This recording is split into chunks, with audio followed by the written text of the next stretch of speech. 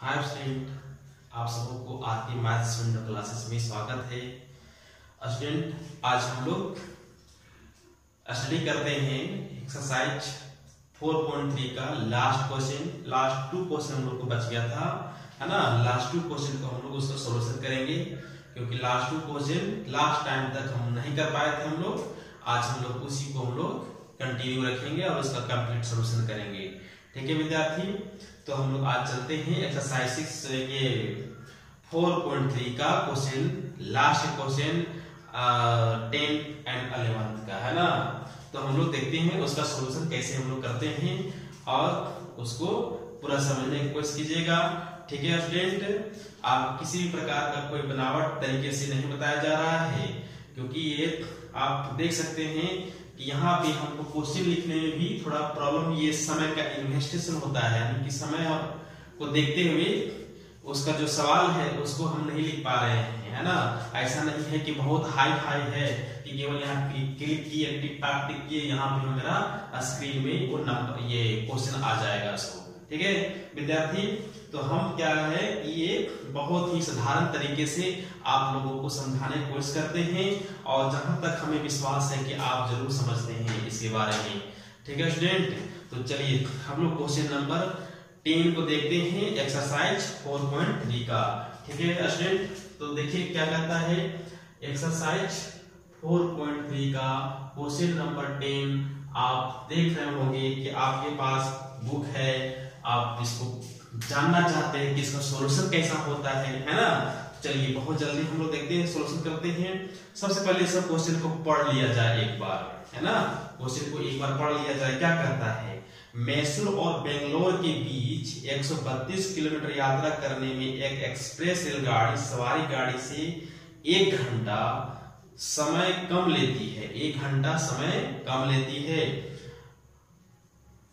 है यदि एक्सप्रेस रेलगाड़ी की औसत चाल सवारी गाड़ी की औसत चाल से 11 किलोमीटर प्रति घंटा अधिक हो, तो दोनों रेलगाड़ी की औसत चाल ज्ञात कीजिए। चलिए क्वेश्चन समझ में आ गया विद्यार्थी। आपको बताते हैं क्वेश्चन क्या कहता है। देखिए क्वेश्चन क्या कहता है कि एक सवारी गाड़ी है, पैसेंजर ट्रेन, और एक्सप्रेस ट्रेन है। तो आप जानते हैं कि दोनों में स्पीड कौन भाग सकता है? पैसेंजर ट्रेन नहीं, स्पीड को जा सकता है एक्सप्रेस ट्रेन। तो एक्सप्रेस ट्रेन का चाल है और सवारी गाड़ी का चाल है, यानी पैसेंजर ट्रेन का चाल है। दोनों का चाल जो है दिया हुआ है, मतलब निकालने के लिए कहा जा रहा है। तो हम लोग निकालेंगे तो उसको मान लेंगे हम लोग उसको, ठीक है। लेकिन कहता क्या है, सिर्फ कंडीशन आपके साथ में ये दे दिया है, शर्त आपके साथ में ये रखा है सिर्फ और सिर्फ कि एक्सप्रेस का जो चाल है, एक्सप्रेस रेलगाड़ी का चाल है, वो सवारी गाड़ी से 11 किलोमीटर प्रति घंटा अधिक है। ठीक है, क्या है कि सवारी गाड़ी का जो चाल है ना, उसकी चाल से 11 किलोमीटर प्रति घंटा अधिक है। तो देखिए अब यहां समझ में आ रहा है हम लोग को कि इसका मतलब है कुछ है सवारी गाड़ी का चाल जिसमें 11 अधिक है, कौन? एक्सप्रेस का। तो हम लोग पहले आपको बताया है स्टूडेंट कि जो भी हम लोग को फाइंड करने बोलता है, जो हम लोग को ज्ञात करने बोलता है, उसको हम लोग क्या करते हैं, इस प्रकार के क्वेश्चन में उसको मान लेते हैं, मान के ही चलते हैं। ठीक है, दुनिया मान में ही चलती है, मान के ही चल रही है। चलिए ठीक है, हम मान लेते हैं। तो क्या मान लेते हैं, माना कि सवारी गाड़ी की औसत चाल बराबर x। ठीक है स्टूडेंट, माना कि सवारी गाड़ी की औसत चाल बराबर x। यहां पे लिखते हैं हम लोग, माना कि सवारी गाड़ी की औसत चाल बराबर x।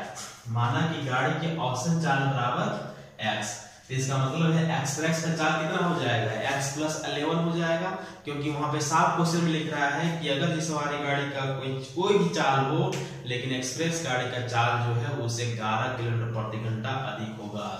ठीक है, तो सवारी गाड़ी की औसत चाल हम लेंगे x किलोमीटर पर आवर। तो इसलिए एवं, तब हम लोग क्या लेंगे, एवं एक्सप्रेस गाड़ी की औसत चाल बराबर क्या हो जाएगा, x + 11 किलोमीटर पर आवर। ठीक है स्टूडेंट, ये हो जा रहा है। चलिए बहुत ही अच्छा है ये सब। थोड़ा सा क्या है दिमाग लगाने की, मतलब क्वेश्चन को आप पढ़िए और क्वेश्चन को समझिए क्या कर रहा है, बनाने में कोई दिक्कत नहीं है ना। तो चलिए ये क्या करते हैं हम लोग, इसको जब ये लिखिए इस तरह से, तो अब क्या है इसका देखिए चाल हो गया दोनों क्या, सवारी गाड़ी का और एक्सप्रेस का, लेकिन दूरी तो सेम है, दूरी दोनों के लिए सेम है। क्या है दूरी बराबर है ना, दोनों गाड़ियों की दूरी बराबर क्या है, दूरी तो दिया हुआ है ना, दूरी बराबर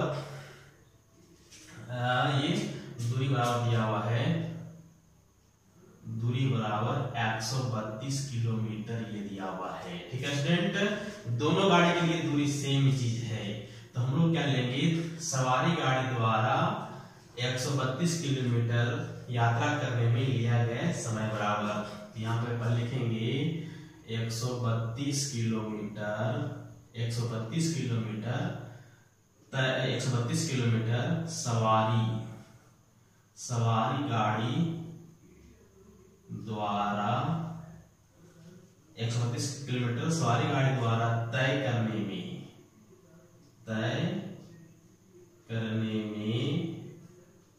लिया गया समय। ठीक है स्टूडेंट, तय कर 132 किलोमीटर सवारी गाड़ी द्वारा तय करने में लिया गया समय बराबर क्या हो जाएगा हम लोग को, चाल बटा नहीं दूरी बटा चाल होता है, यानी 132 बाय x आवर हो जाएगा। ये समय ले रहे हैं हम लोग ना, टाइम ले रहे हैं, टाइम मीन्स ये आवर में हो जाएगा, ये आवर हो जाएगा। ठीक है स्टूडेंट, तो क्या मिल रहा है हम लोग को, 132 किलोमीटर सवारी गाड़ी द्वारा तय करने में लिया गया समय बराबर ये हो गया। इसी प्रकार से सेम चीज एवं वही हो जाएगा 132 किलोमीटर क्या हो जाएगा, यहाँ पे हम लोग को सिर्फ एक्सप्रेस हो जाएगा, एक्सप्रेस गाड़ी द्वारा तय करने में लिया गया समय बराबर है ना, समय क्या हो जाएगा इसका 132 बाय x प्लस 11 आवर है ना। अब देखिए क्या करता है कि इसी दूरी को दोनों ट्रेन तय कर रहा है ना, लेकिन क्या होता है कि दोनों ट्रेन तय कर रहा है तो 11 किलोमीटर तो अधिक चाल है किसका, एक्सप्रेस का, तो ज्यादा से भागेगा। तो वही कहता है क्वेश्चन में कि एक्सप्रेस गाड़ी जो है 11 किलोमीटर अधिक रफ्तार से चल रहा है, इसलिए क्या कर रहा है वो सवारी गाड़ी से 1 घंटा कम समय लेता है पहुंचने में। 132 किलोमीटर जो दूरी होता है ना, जितना भी टाइम हो, लेकिन 1 घंटा कम समय लेता है कौन, एक्सप्रेस लेता है ना। तो इसलिए हम लोग लिखेंगे इसको क्या, प्रश्न सी। प्रश्न से हम लोग क्या लिखेंगे, तो प्रश्न सी। ठीक है स्टूडेंट, हम लिखेंगे इसको प्रश्न सी। तो क्या हो जाएगा हम लोग का, देखिए ये एक्सप्रेस गाड़ी जो है कम समय लेता है किससे, सवारी गाड़ी से है ना, यानी कि 132 by x plus 11 equal to 132 by x minus 1, ये आ जाएगा। ये कह रहा है एक्सप्रेस गाड़ी जो है सवारी गाड़ी से 1 घंटा कम समय लेता है, तो इसलिए 1 माइनस कर दिया गया। अब यहाँ पे क्या करेंगे हम लोग, इसको इधर ले आएंगे, इधर ले आएंगे तो माइनस में आ जाएगा, यानी 132 by x minus 132 by x plus 11 equal to 1 हो जाएगा। ठीक है स्टूडेंट, अब क्या करते हैं हम लोग, इसको एलसीएम लेते हैं। तो एलसीएम लेंगे हम लोग यहाँ से, इसका एलसीएम हो जाएगा x इंटू एक्स प्लस 11 और इसका हो जाएगा, तब यहाँ पे ये जो है 132 जो है x प्लस 11 से मल्टीप्लाई हो जाएगा, माइनस 132 जो है x से मल्टीप्लाई हो जाएगा, बराबर 1 हो जाएगा। ठीक है स्टूडेंट, तो यहाँ से हम लोग को मिल जाएगा इस प्रकार से, जैसे क्रॉस मल्टीप्लिकेशन करेंगे हम लोग इस तरह से, तो ये मिलेगा हम लोग को 132 बाय इसको मल्टीप्लाई की x 132 यानी 132 x प्लस 132 गुने 11 हो जाएगा, माइनस 132 x है ना, 132 x। अब बराबर में क्या करते हैं, इसको इधर ले आते हैं, तो क्या हो जाएगा, यहाँ गुना होगा तो ये यानी मल्टीप्लिकेशन होगा तो x स्क्वायर हो जाएगा, x स्क्वायर और प्लस 11x हो जाएगा। ठीक है स्टूडेंट, तो अब हम लोग को यहाँ से क्या मिलेगा, इस तरह से देखिए यहाँ से क्या मिल रहा है हम लोग को, ये जो है 132 और 132 ये दोनों क्या है कैंसिल हो जाएगा, प्लस माइनस है इसलिए, ठीक है स्टूडेंट। तो हम लोग को क्या मिल जा रहा है यहाँ से देखिए, ये मिल रहा है 132 into 11 equal to x square plus 11x, ठीक है स्टूडेंट, ये हम लोग को मिल रहा है ना। चलिए देखिए इस तरह से आगे हम लोग इसका क्या करेंगे, इसको क्वाड्रेटिक इक्वेशन में लाएंगे, है ना। क्या करना है हम लोग को, इसको क्वाड्रेटिक इक्वेशन में लाने की कोशिश करेंगे हम लोग इसका, ठीक है। क्या करना है, इसको क्वाड्रेटिक इक्वेशन में लाने की कोशिश करेंगे, तो इसको हम लोग मल्टीप्लाई करेंगे इसका, है ना, कि यहाँ बचा हुआ है तो इसका क्या करेंगे, यहाँ से एक्स स्क्वायर बदल ले जाइए, या तो इसी को उसी उधर टर्म ले जाते हैं, x square plus 11x minus 132 into 11 equal to 0, इसको मल्टीप्लाई कीजिए, इसको मल्टीप्लाई करके देखिए कितना आता है, x square plus 11x minus, इसको मल्टीप्लाई कीजिए, है ना, शायद इसका मल्टीप्लिकेशन आ जाए आपका 1452, है ना, मल्टीप्लाई कीजिएगा तो इसको मल्टीप्लाई करके देख सकते हैं कितना आएगा, 1452 आना चाहिए, ठीक है। तो इसको देख सकते हैं, इसको मल्टीप्लाई करके तो क्या हो जाएगा, ये हम लोग का इक्वल टू में यहाँ पे 0 हो गया, ठीक है स्टूडेंट। अब क्या करते हैं हम लोग, इसको चेक करते हैं कि ये तो हम लोग द्विघात समीकरण मिल गया ना, अब द्विघात समीकरण को हम लोग चेक करते हैं। अब यहाँ से आपकी क्या मर्जी है, आपकी मर्जी है ना, आपकी मर्जी मनमोजी, क्या करना है, यहाँ से आपको गुणनखंड विधि से बनाए या पूर्ण वर्ग प्रणाली विधि से बनाए या तो द्विघात सूत्र से बनाए। तो हम लोग चलते हैं, पहले हम लोग द्विघात सूत्र ही इसको बनाते हैं। यहाँ पे क्या है हम लोग के पास में, यहाँ a बराबर 1 है, b बराबर 11 है, c बराबर माइनस 1452 है। तो यहाँ पे क्या हो जाएगा हम लोग को, d बराबर क्या होता है, b स्क्वायर माइनस 4ac, यानी b स्क्वायर माइनस 4ac का वैल्यू हम लोग निकालेंगे इसका। तो b का वैल्यू पुट कीजिए यहाँ पे, b का वैल्यू क्या हो जाएगा हम लोग को, 11 का square minus 4 into 1 into minus 1452, है ना। तो ये आ जाएगा आपका 11 का स्क्वायर 121, और माइनस को मल्टीप्लाई करेंगे तो माइनस माइनस प्लस हो जाएगा, और 4 2 जा 8, 5 4 जा 20 के 2 हाथ में 2, 4 4 16 2, 18 के 8 हाथ में 1, है ना, 18 के 8 हाथ में 1, 4 के 4 हाथ वाला 1, 5, ये आ जाएगा आपका। फिर से देख लीजिए, 4 दूनी 8 हो गया, 5 के 20 से 0 हाथ में 2 हो गया, 4 4 16 2, 18 के 8 में 1 हो गया, 4 के 8 5 हो गया। इसको हम लोग प्लस करेंगे कितना आ जाएगा हम लोग को, इधर यहाँ पे 9 हो जाएगा, यहाँ 2 हो जाएगा, यहाँ 9 हो जाएगा, 5 हो जाएगा, 5 9 2 9 आ रहा है, ठीक है। तो ये क्या है, प्लस में है ना, 0 से बड़ा है, मीन्स ये क्या है, अस्तित्व में है। इसलिए क्या करेंगे हम लोग, इसको द्विघात सूत्र से इसका हल करेंगे, ठीक है स्टूडेंट। इसको हम लोग द्विघात सूत्र से हल करने की कोशिश करेंगे, है ना। चलिए तो हम लोग करते हैं द्विघात सूत्र से हल। तो इसलिए क्या लिखेंगे हम लोग, इसलिए द्विघात सूत्र से, द्विघात सूत्र से क्या मिलेगा हम लोग को, द्विघात सूत्र से हम लोग को मिल जाएगा यहाँ पे आपका x बराबर minus B plus minus under root B square minus 4ac होता है, ठीक है स्टूडेंट, बाय 2a। तो हम लोग यहाँ बैठाएंगे x equal to minus b का वैल्यू 11, तो 11 हो जाएगा, प्लस माइनस अंडर रूट, अब देखिए B square minus 4ac, B square minus 4ac का वैल्यू निकाल चुके हैं ना, 5929, तो ये क्या हो जाएगा, बाय 2 इंटू 1, यानी मीन्स माइनस 11 प्लस माइनस इसका स्क्वायर विद्यार्थी ये होता है आपका 77 का स्क्वायर होता है ये, ठीक है। इसको 77 का स्क्वायर लिखेंगे बाय 2, है ना। तो क्या मिल जाएगा, माइनस 11 प्लस माइनस ये 77 हो जाएगा, बाय 2 हो जाएगा, यानी x का वैल्यू 2 मिलेगा, यहाँ पे प्लस मिलेंगे, एक माइनस मिलेंगे, माइनस 11 प्लस 77 बाय 2 और माइनस 11 माइनस 77 बाय 2। तो तो देखिए स्टूडेंट क्या है, यहाँ पे चाल निकालने की बात कर रहा है। तो x हम लोग का चाल ना है, x तो चाल लिए यहाँ पे, और किसी का भी चाल ये क्या होता है माइनस में नहीं आता है।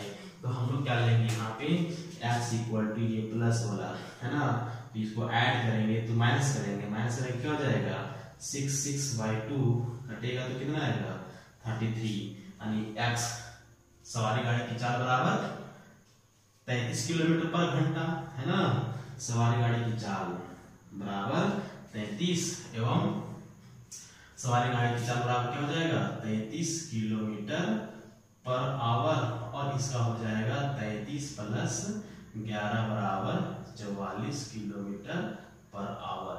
ये आपका आंसर हो जाएगा, यानी x बराबर हो गया आपका यहाँ पे 33, और यहाँ क्या होता है इधर माइनस करते ये माइनस तो 88 होता बाई 2, यानी ये 44 होता, यानी माइनस 44 आता, जो कि नहीं हो सकता है, ये माइनस में हम लोग नहीं ले सकते हैं, प्लस में लेंगे तो वही हो जाएगा आपका answer x equal to 33 kilometre per hour, and ये आपका एक्सप्रेस गाड़ी की चाल हो जाएगा 44 किलोमीटर पर आवर हो जाएगा।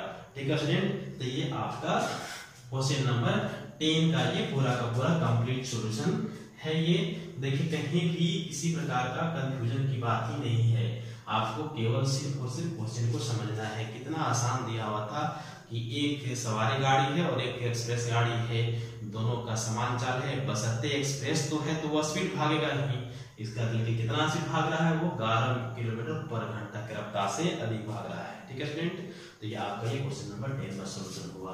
तो आप चलते हैं नेक्स्ट क्वेश्चन नंबर हम चलते हैं क्या है 11। ठीक है, देखिए ये भी बहुत मजेदार क्वेश्चन है, हम लोग देखते हैं क्वेश्चन 11 का।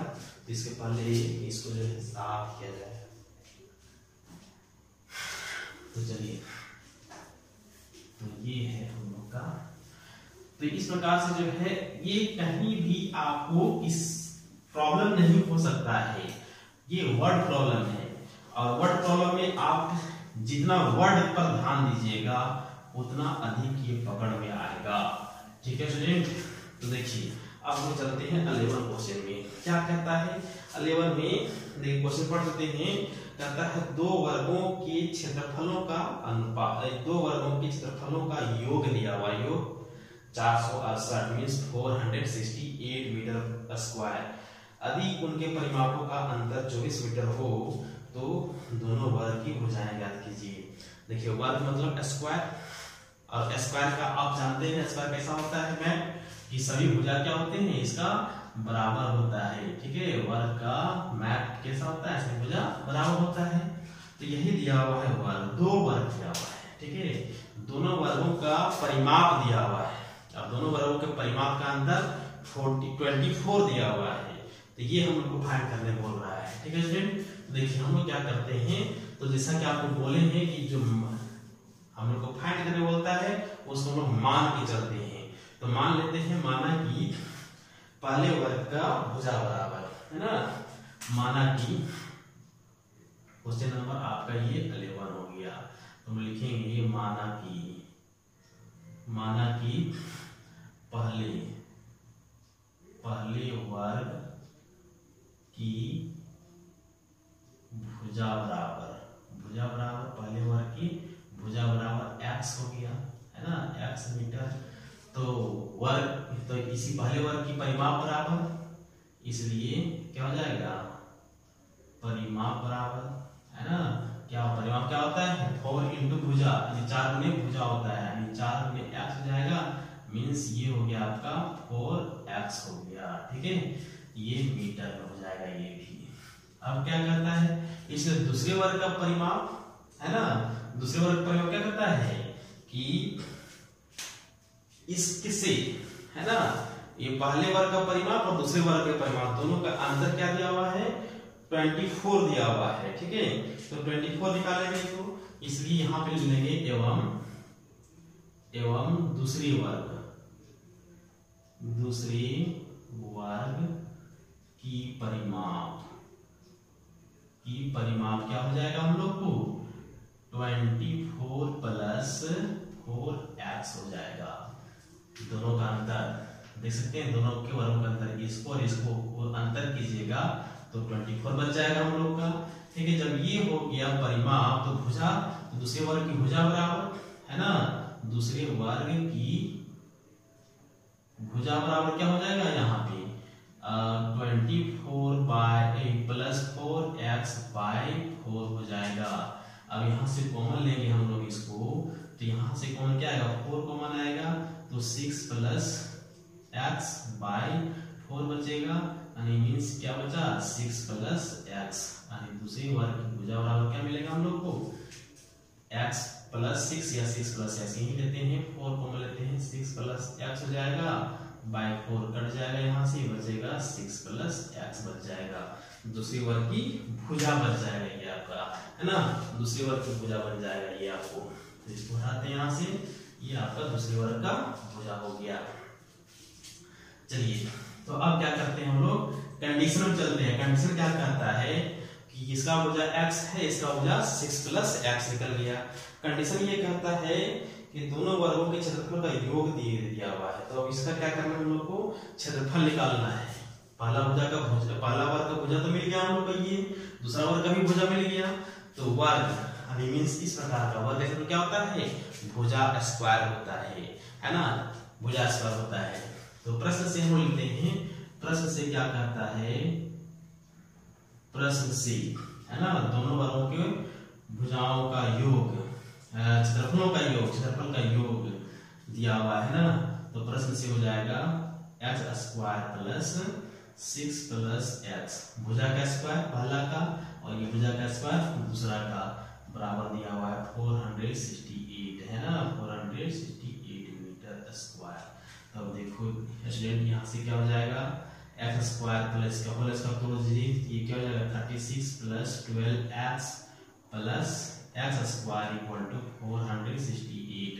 तो अब क्या करते हैं, सबको एक साइड करते हैं, तो ये x स्क्वायर ये सब क्या हो जाएगा 2x² प्लस ये हो जाएगा आपका 12x plus 36 minus 468 equal to 0 हो जाएगा। तो क्या मिलेगा हम लोग को यहाँ से 2x² प्लस 12x, इसको माइनस करेंगे हम लोग तो क्या मिलेगा -2 और ये 3 और ये 432 इक्वल टू 0। यहाँ से 2 कॉमन ले सकते हैं हम लोग, यहाँ भी 2 यहाँ भी है ना, तो 2 कॉमन ले सकते हैं, क्या हो जाएगा square plus 6x minus 216 equal to 0। तो ये बचेगा हम लोग को इस प्रकार से x² plus 6x minus 260 equal to 0 है ना, ये आ गया आपका। अब फिर हम लोग की तरफ से चेक करेंगे, यहाँ है ना, यहाँ क्या है हमारे पास में a बराबर 1, b बराबर 6, c बराबर -216। तो बस वही चेक करेंगे हम लोग, इसलिए d बराबर क्या हो जाएगा, d बराबर b² माइनस 4ac। तो हम लोग इसको लेते हैं इस रूप में हम लोग इसका, तो क्या हो जाएगा हम लोग को d बराबर b का वैल्यू 6 है ना, b का वैल्यू 6 है, तो ये आपका 6 का स्क्वायर हो गया माइनस 4a का वैल्यू आपका 1 हो गया 1, c का वैल्यू आपका -216 हो गया, तो क्या हो जाएगा 36 हो जाएगा, माइनस माइनस प्लस हो जाएगा, और यहाँ से ये मल्टीप्लाई करेंगे तो 24 के 4 हाथ में 2, 4 के 4 तो 6 और ये बच गया 4 में 8, ये आ जाएगा नहीं 8 हो जाएगा, मल्टीप्लाई करेंगे इसको। ठीक है, तो अब इसको ऐड कर दीजिए, 6 0 हो जाएगा, 9 0 हो जाएगा, और ये यहाँ पे हो जाएगा आपका 9 हो जाएगा। ठीक है स्टूडेंट, d इक्वल टू ये, तो ये क्या है ग्रेटर देन 0, मीन्स इसका ये समीकरण के मूल जो है आएगा, बाहर आएगा, इस समीकरण मूल निकाल सकते हैं, इसलिए हम लोग क्या लेंगे द्विघात है ना, द्विघात सूत्र से क्या हो जाएगा x बराबर -b plus minus √b² minus 4ac/2a। तो x इक्वल टू क्या हो जाएगा हम लोग को यहाँ से -b का वैल्यू क्या लिए हैं 6 लिए हैं, तो 6 -6 प्लस माइनस इसका वैल्यू भी हम लोग फाइंड किए 900/2 इंटू 1 ही ए का वैल्यू 1 हो जाएगा। तो x equal to -6 plus minus ये किसका स्क्वायर हो जाएगा 30 का स्क्वायर हो जाएगा। किसका हो जाएगा 30 का स्क्वायर बाय 2 मीन्स x बराबर हो जाएगा -6 प्लस माइनस 30/2 हो जाएगा। ठीक है स्टूडेंट, अब हम लोग क्या करेंगे इसको दो बार लेंगे, एक प्लस में और एक माइनस में। x इक्वल टू -6 प्लस 30/2 और -6 minus 30/2 means x equal to क्या हो जाएगा 36 माइनस करेंगे तो 24/2 हो जाएगा और माइनस 36/2 हो जाएगा। ये कट हो जाएगा तो 12 हो जाएगा, ये कटेगा तो आपका 18 हो जाएगा। x इक्वल टू 12 और ये -18 हो जाएगा। ठीक है स्टूडेंट, तो ये आपका x का वैल्यू फाइंड हुआ। अब हम लोग इसको क्या करेंगे, देखेंगे कि x बराबर 12 प्लस में है और x बराबर -18 दो वैल्यूज है, लेकिन आप जानते हैं किसी का लंबाई जो होता है वो नेगेटिव में नहीं होता है, किसी का भी लंबाई नेगेटिव में नहीं होता है। तो नहीं होता है इसका मतलब नेगेटिव हम लोग को नहीं लेना है, लेना किसको है पॉजिटिव वाला x इक्वल टू 12 लेना है। तो पहले वर्ग की भुजा क्या निकल जाएगा 12 हो जाएगा, है ना। तो यहाँ लिखेंगे पहले वर्ग की भुजा बराबर, ठीक है, पहले वर्ग की भुजा बराबर 12 मीटर, है ना। तब हो जाएगा दूसरे वर्ग की भुजा बराबर क्या हो जाएगा x प्लस 6 था ना, यानी ये हो जाएगा 12 प्लस 6 बराबर 18। ये आपका आंसर हो जाएगा दोनों। ठीक है स्टूडेंट, तो ये आपका ये पूरा का पूरा ये सॉल्यूशन होगा, ये है ना क्वेश्चन नंबर 11 यानी एक्सरसाइज 4.3 का। ठीक है 4.3 का 10 एंड 11 का ये सॉल्यूशन था। ये बहुत ही आसान ही सब है, बहुत ही आसान है, लेकिन ये क्वेश्चन सब आता है एग्जाम में 6 नंबर में पूछता है। ठीक है, आप इसको बहुत ही अच्छे तरीका से तैयारी कीजिए, क्योंकि ये लॉकडाउन में तो आपका बहुत ही पढ़ाई का नुकसान पहुंचा है, लेकिन आप लोगों को इस तरह की जो सॉल्यूशन दे रहे हैं तो हमें लग रहा है कहीं ना कहीं आपकी बेनिफिट हो। ठीक है स्टूडेंट, थैंक यू।